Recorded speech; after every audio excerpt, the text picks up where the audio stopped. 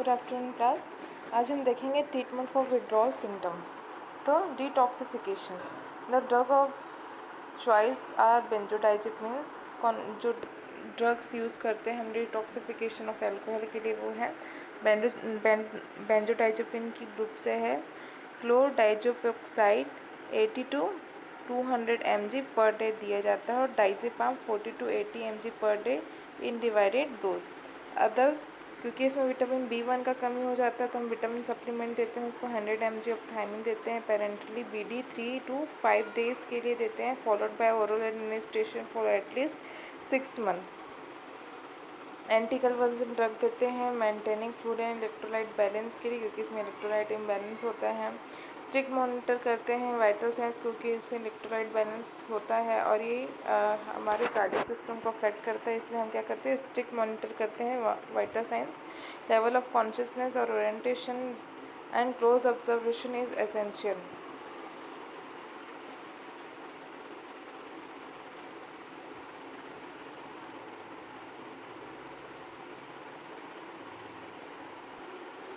तो हम इसमें हम देख सकते हैं कि पेशेंट को किस किस तरीके से हम ट्रीटमेंट देते हैं।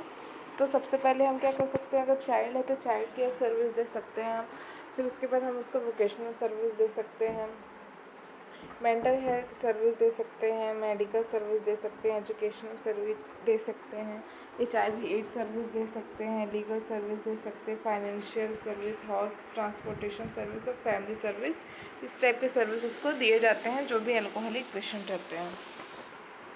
Alcohol deterrent therapy, alcohol deterrent therapy क्या है हम आगे देखते हैं। Deterrent agent are given to desensitize the individual to the effect of alcohol और एब्सटिनेंस।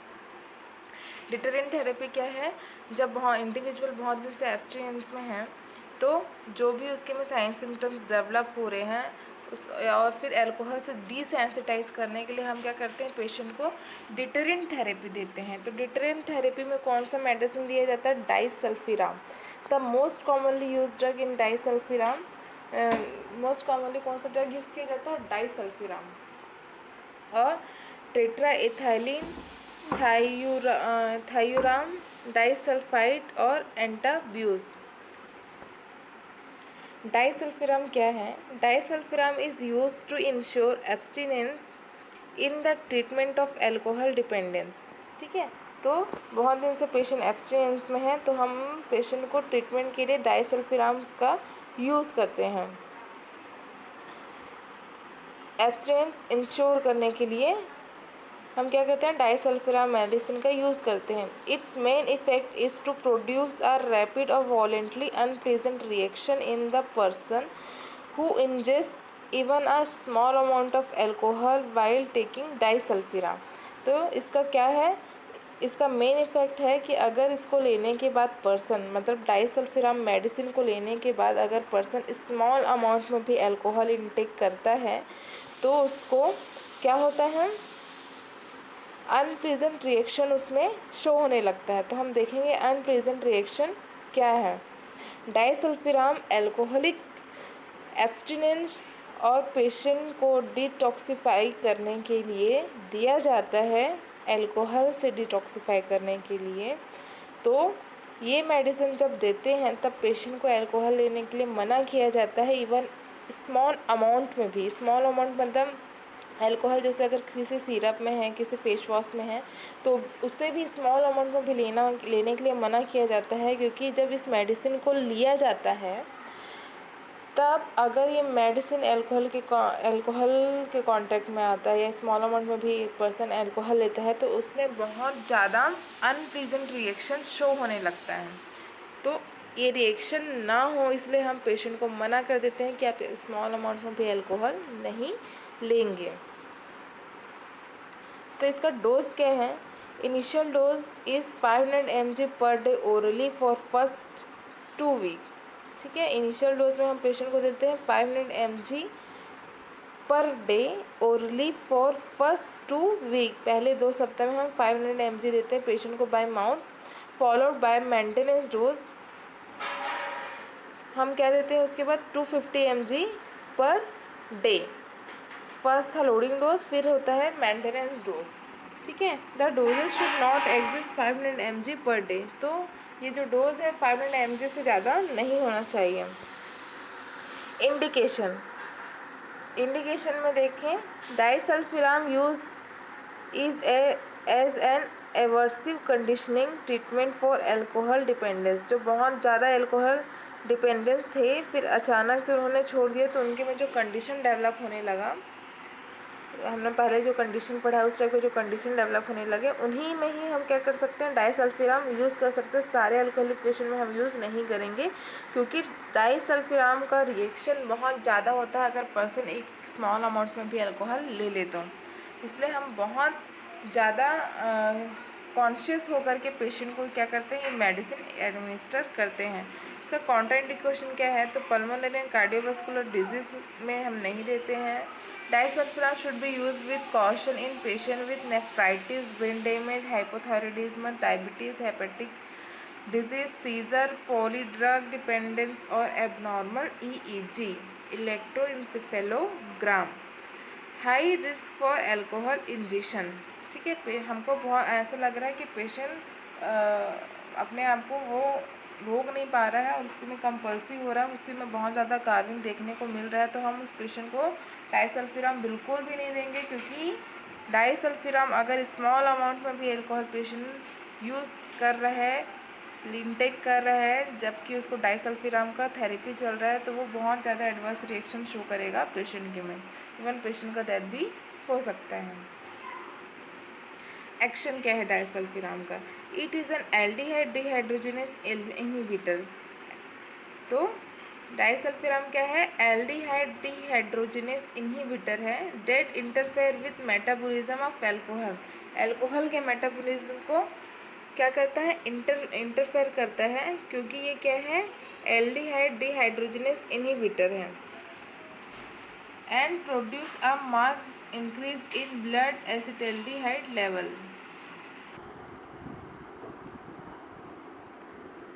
तो ये जो डाइसल्फिराम रहता है वो क्या करता है, ये एल्डिहाइड डिहाइड्रोजनेस इनहिबिटर है, तो ये क्या करता है, क्योंकि अल्कोहल के मेटाबॉलिज्म के लिए एल्डिहाइड डिहाइड्रोजनेस की ज़रूरत होती है, तो ये उसी को इनहिबिट कर देता है, जिसके कारण ये अल्कोहल के मेटाबॉलिज्म में क्या करता है, इंटरफेयर करता है, और क्या करता है, प्रोड्यूस करता है marked increase in blood acetaldehyde level. ठीक है, और सब ब्लड में एसिटाल्डिहाइड का लेवल बहुत ज़्यादा इंक्रीज हो जाता है, जिसके कारण क्या होता है, accumulation of acetaldehyde more than 10 time which occur in normal metabolism of alcohol. ठीक है, नॉर्मल एल्कोहल के मेटाबॉलिज्म से ये 10 टाइम ज़्यादा एसिटाल्डिहाइड का लेवल ब्लड में एक्यूमुलेट कर देता है, क्योंकि ये एल्कोहल के मेटाबॉलिज्म को इंटरफेयर करता है।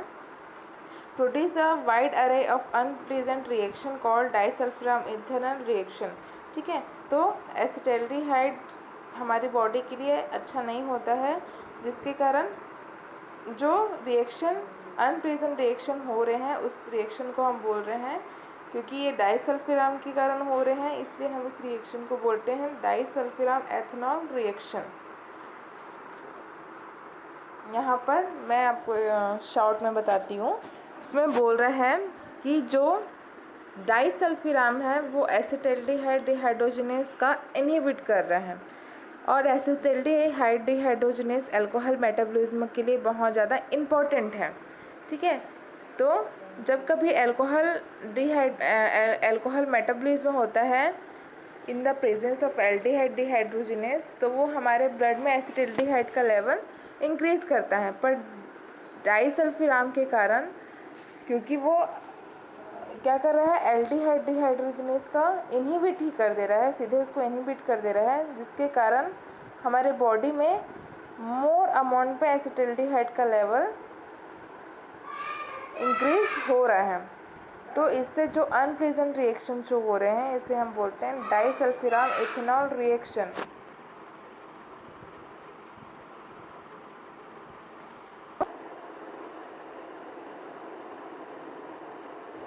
एडवर्स इफेक्ट, इसमें डाइसल्फिराम से एडवर्स इफेक्ट क्या होगा, तो फटीग होगा, डर्मेटाइटिस होगा, इम्पोटेंस होगा, इम्पोटेंस मेंस में देखने को मिलता है, ऑप्टिक न्यूराइटिस होगा, मेंटल चेंजेस होंगे, और क्या होगा, एक्यूट पॉलीन्यूरोपैथी होगा, हेपेटिक डैमेज होगा, कन्वर्जन, रेस्पिरेटरी डिप्रेशन होगा, कार्डियोवास्कुलर कोलैप्स होगा, मायोकार्डियल इंफ्रैक्शन और डेथ भी हो सकता है डाइसल्फिराम से। नर्सिंग रिस्पॉन्सिबिलिटी क्या है, N informed consent should be taken before starting treatment. तो हमको, क्योंकि इसमें रिस्क ऑफ डेथ रहता है और मेजर ऑर्गन डैमेज भी हो सकते हैं, तो हम क्या करते हैं, सबसे पहले पेशेंट से कंसेंट लेते हैं इस मेडिसिन को स्टार्ट करने से पहले। Ensure that at least 12 hour have elapsed since the last injection of alcohol before administration of drug. हमको ये पता होना चाहिए कि पेशेंट ने लास्ट एल्कोहल कब लिया था। कम से कम 12 घंटे पहले पेशेंट लिया हो एल्कोहल, उसके 12 घंटे के बाद ही हम इस मेडिसिन को यूज़ कर सकते हैं पेशेंट के ऊपर, क्योंकि स्मॉल अमाउंट में भी अगर पेशेंट की बॉडी में एल्कोहल रहेगा तो डाइसल्फिराम उसके ऊपर एडवर्स रिएक्शन करेगा। Patient should be warn against injection of any alcohol containing preparation such as a cough syrup, sauce, after shaves, lotion etcetera. तो हमको एल्कोहल, स्मॉल अमाउंट एल्कोहल भी पेशेंट को नहीं लेना है, चाहे वो कफ सिरप हो, सॉस हो या शेव लोशन हो। तो हमको पेशेंट को ये बता के देना है कि आपको मेडिसिन लेने के बाद स्मॉल अमाउंट में भी किसी भी मीडियम से अपने बॉडी में अल्कोहल इंजेस्ट नहीं करना है। Caution patient against taking CNS depressant and over the counter medication during disulfiram therapy. तो हमको क्या करना है, कॉशन रखना है पेशेंट के साथ। हमको क्या करना है, सीनियस डिप्रेशन में भी हो सकता है पेशेंट के साथ, तो हमको उसके साथ में ओवर द काउंटर ड्रग देना है या फिर पेशेंट को के पास ये मेडिसिन रखना है। Instruct the patient to avoid driving और अदर एक्टिविटी रिक्वायरिंग अलर्टनेस। तो जो भी एक्टिविटी में जिसमें अलर्टनेस की ज़्यादा ज़रूरत होती है, लाइक ड्राइविंग, तो हमको पेशेंट को इंस्ट्रक्ट करना है कि आप ये सारी चीज़ों को अवॉइड करो। Patient should be warned that disulfiram alcohol reaction may continue for as long as 1 to 2 weeks after a last dose of disulfiram। तो डाइसल्फिराम एल्कोहल रिएक्शन अगर पेशेंट में हो रहा है तो वो कंटिन्यू होगा उसके में 1 से 2 वीक में after last dose of disulfiram.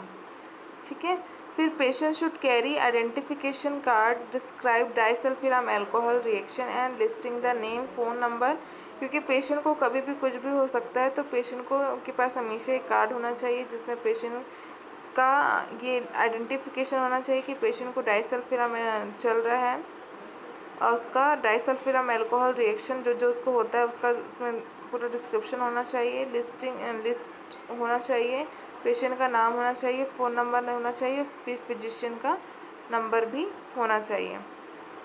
Emphasize the importance of follow-up visit to the physician to monitor progress in long-term therapy। तो हमको क्या करना, पेशेंट को, क्योंकि ये जो थेरेपी वो लॉन्ग टर्म चलेगा, तो पेशेंट को फॉलोअप के लिए हमको बता के देना है और पेशेंट को मॉनिटर करना है कि वो कितना प्रोग्रेस कर रहे हैं। साइकोलॉजिकल थेरेपी, तो साइकोलॉजिकल थेरेपी में हम मॉनिटर कर मोटिवेशन इंटरव्यू करेंगे, ग्रुप थेरेपी देंगे, एडवर्स कंडीशनिंग थेरेपी देंगे, एवर्सिव कॉग्निटिव थेरेपी देंगे, रिलैप्सिंग प्रिवेंशन ट्रीटमेंट देंगे हम अपने पेशेंट को।